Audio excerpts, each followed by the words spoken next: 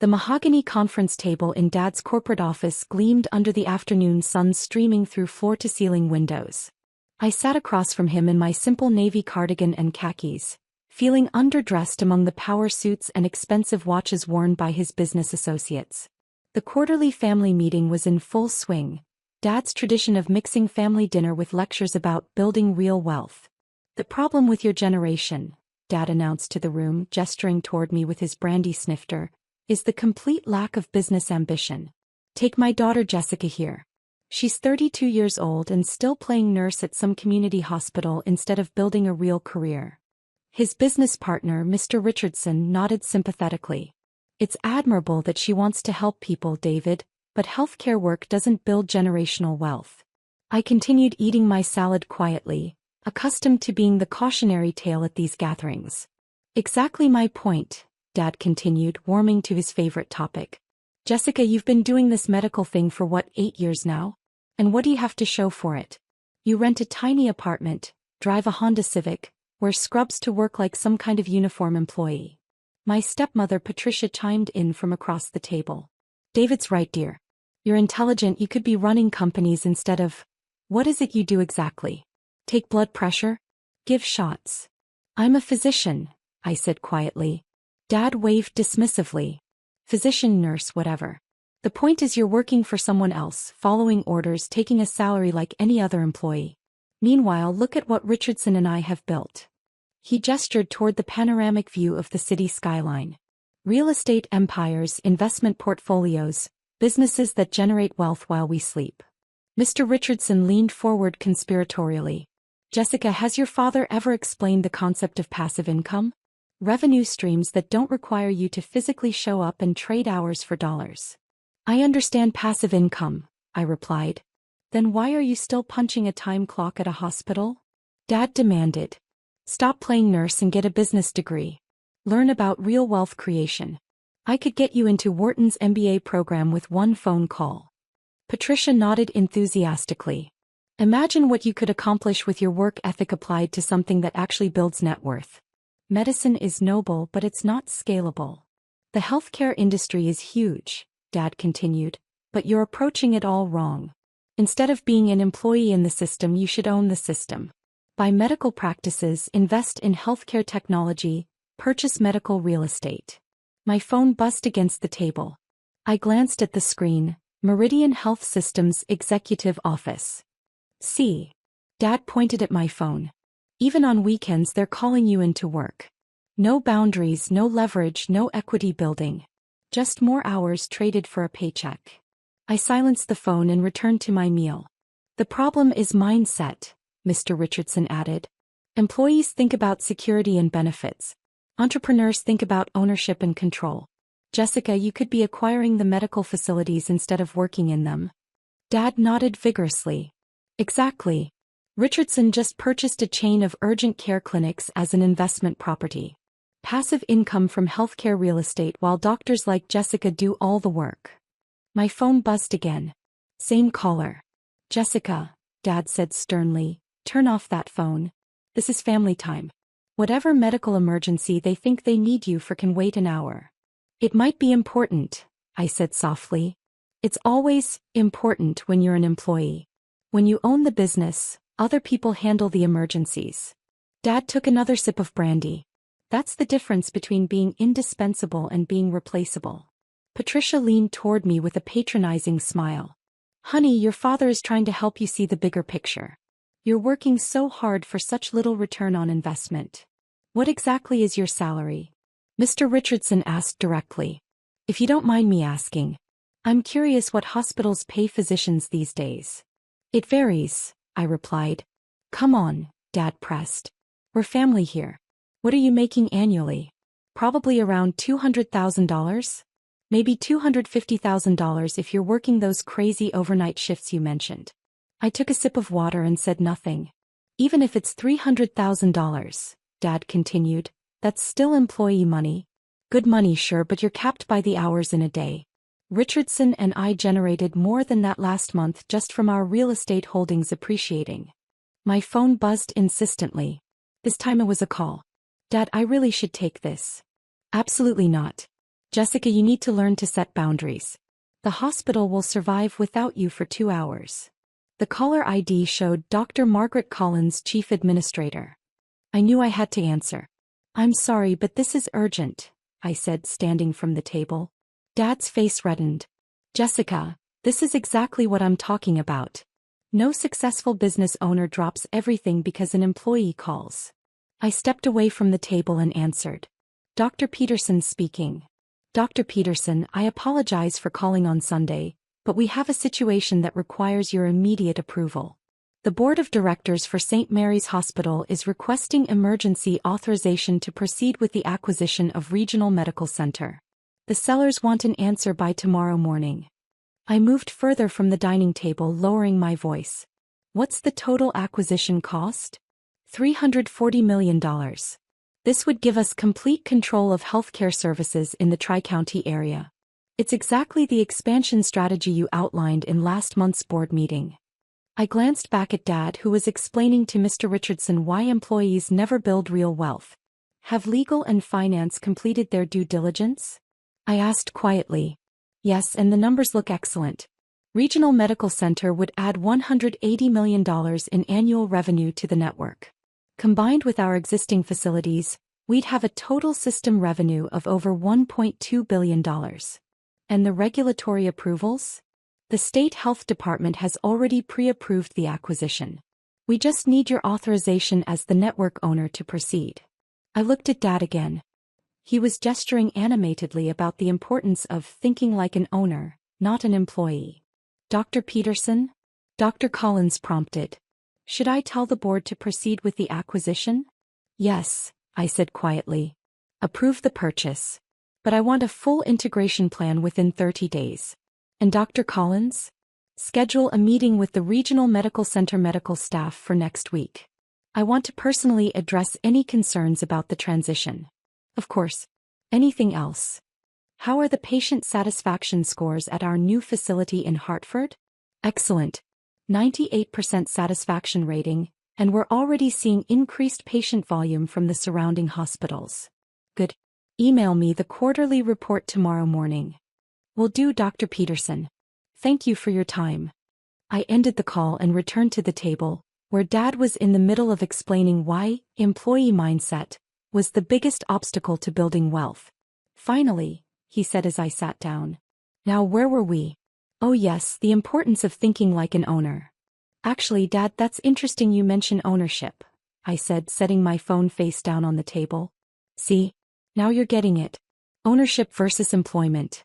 It's the fundamental difference between building wealth and just earning a living. Mr. Richardson nodded. David, maybe Jessica is starting to understand the concept. What sparked your interest in ownership, Jessica? I took a deep breath. Well, I own Meridian Health Systems. The table fell silent. I'm sorry, Dad said slowly. What did you say? Meridian Health Systems. I founded it 9 years ago. We just agreed to acquire Regional Medical Center for $340 million. Patricia's fork clattered against her plate. That's impossible, Dad stammered. You work at a hospital. You're an employee. I work at hospitals that I own. Meridian Health Systems operates 12 hospitals, 37 clinics, and 4 surgical centers across Connecticut, Massachusetts, and Rhode Island. Mr. Richardson's face had gone pale. Meridian Health Systems? The healthcare network. You know it. Know it? My investment firm has been trying to get a meeting with Meridian's ownership group for 2 years. We want to discuss healthcare real estate partnerships. Dad looked confused. Richardson, what are you talking about? David, Meridian Health Systems is one of the largest private healthcare networks in New England. They're worth billions. I nodded. Our last valuation was $3.2 billion. We employ over 15,000 people and serve approximately 400,000 patients annually. Dad stared at me as if I'd spoken in a foreign language. The phone call I just took, I continued, was approving the acquisition of another hospital system. When it's complete, our annual revenue will exceed $1.2 billion. But you rent an apartment, Patricia whispered. I own a modest apartment because I prefer to reinvest profits into expanding healthcare access rather than purchasing luxury real estate. though I do own the medical office building where my apartment is located. Mr. Richardson leaned forward intently. Dr. Peterson, I had no idea. My firm specializes in healthcare real estate investments. We'd love to discuss potential partnerships. I'm familiar with your company, Mr. Richardson. Richardson and Associates, correct? You've submitted several proposals to our real estate division. His eyes widened. You've seen our proposals? I review all partnership proposals personally. Your firm's approach to medical real estate development is impressive, but your pricing structure isn't competitive with our current partners. Dad found his voice. Jessica, this is insane. How could you own $1 billion healthcare network? You're 32 years old. I started with one urgent care clinic 9 years ago, using my medical knowledge to identify underserved markets. We grew organically, reinvesting all profits into expansion. Now we're the dominant healthcare provider in 3 states. But you said you were a physician. I am a physician. I'm board certified in emergency medicine and hold an MBA from Harvard Business School. I completed both programs simultaneously during my residency. Patricia's hand flew to her throat. Harvard MBA. Night classes and weekend programs. It took 5 years to complete both degrees, but I wanted to understand both the medical and business sides of healthcare. Mr. Richardson pulled out his phone. I'm looking at Meridian's website right now. Dr. Jessica Peterson, founder and CEO. He looked up at me. The photo, that's you. Yes. Dad grabbed Richardson's phone and stared at the screen. This says you pioneered a new model for integrated healthcare delivery. We focus on combining high-quality medical care with efficient business operations. It allows us to serve both insured and uninsured patients profitably. And this article, Dad continued scrolling, Forbes named you Healthcare Entrepreneur of the Year. Last year, yes. The room fell completely silent except for the sound of Dad's labored breathing. Jessica, he said finally, why didn't you tell us? Tell you what, Dad? That my work had value? That healthcare could be both meaningful and profitable? That playing nurse, as you put it, led to building exactly the kind of business empire you always said I should pursue. But we thought. You thought I was a failure. You thought medicine was a dead-end career. You thought I lacked business ambition. Mr. Richardson cleared his throat awkwardly. Dr. Peterson, about those partnership proposals. We can schedule a meeting through my assistant, I said politely. Though you should know we're quite selective about partnerships. We only work with firms that share our commitment to both patient care and community service. Of course. I completely understand. Dad was still staring at his phone, scrolling through articles about Meridian Health Systems. It says here you provide free healthcare to over 50,000 uninsured patients annually. We believe healthcare is a right, not a privilege.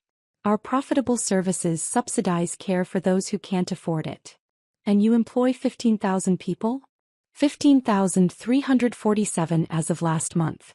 We're one of the largest employers in New England. Patricia looked stunned. Jessica, we had no idea. We're so sorry. Sorry for what? For thinking that work only has value if it generates obvious wealth? For assuming that caring for people was incompatible with building a business. Dad set down the phone and looked at me directly. How much are you worth, Jessica? Personally. Dad, that's not really. Please. I need to understand. I sighed. My personal net worth is approximately $800 million. Most of it is reinvested in the company, but I maintain enough liquidity to fund expansion and community programs. The silence stretched for nearly a minute. $800 million, Dad repeated quietly. Give or take. The valuation changes based on company performance and market conditions. Mr. Richardson shook his head in amazement. Dr. Peterson, you've built exactly the kind of healthcare empire I've been trying to convince my clients to invest in. It wasn't about building an empire, Mr. Richardson. It was about solving problems. Healthcare access, quality care delivery, sustainable business models. The wealth was a byproduct of creating value. Dad looked genuinely stricken. Jessica, I've been lecturing you about business success for years while you were building something I could never have imagined. You weren't wrong about the importance of ownership, Dad. You just assumed I hadn't figured that out. But why didn't you correct me? Why let me think you were just working for someone else? I stood up from the table. Because the work itself has dignity whether you're an employee or an owner. The patient who needs emergency care doesn't ask about my net worth. They need someone who understands medicine and cares about their outcome. But you could have told us about the business side. When you were explaining that healthcare workers don't build wealth. When you were suggesting I abandon medicine for real business. When you were using me as an example of lack of ambition. The room fell silent again. I need to go, I said, gathering my purse. I have a conference call with our board of directors in an hour about the regional medical center integration. Dad stood up. Jessica, can we start over? Can you tell us about what you've built? Dad, I love you. But I need you to understand something. The version of me that works in scrubs taking care of patients is the same person who sits in boardrooms making acquisition decisions. One isn't more valuable than the other. I understand that now. Do you? Because next week I'll be working a shift in our emergency department, seeing patients who can't afford insurance. Will that Jessica deserve your respect, or only the CEO version? Dad looked genuinely ashamed. Both. Both versions deserve my respect and my pride. I smiled for the first time that afternoon.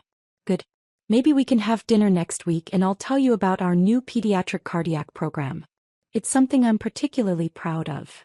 I'd like that very much. As I walked toward the door, Mr. Richardson called out, Dr. Peterson, about that meeting? Have your assistant call mine, I replied. But Mr. Richardson? Come prepared to discuss community impact, not just profit margins. That's how we evaluate all partnerships. Of course. Thank you. I drove home to my modest apartment, thinking about Dad's expression when he realized his underachieving daughter had built a healthcare empire while he wasn't paying attention. My phone buzzed with updates from the hospital administrators, patient care reports, and board meeting agendas. Just another day at the office.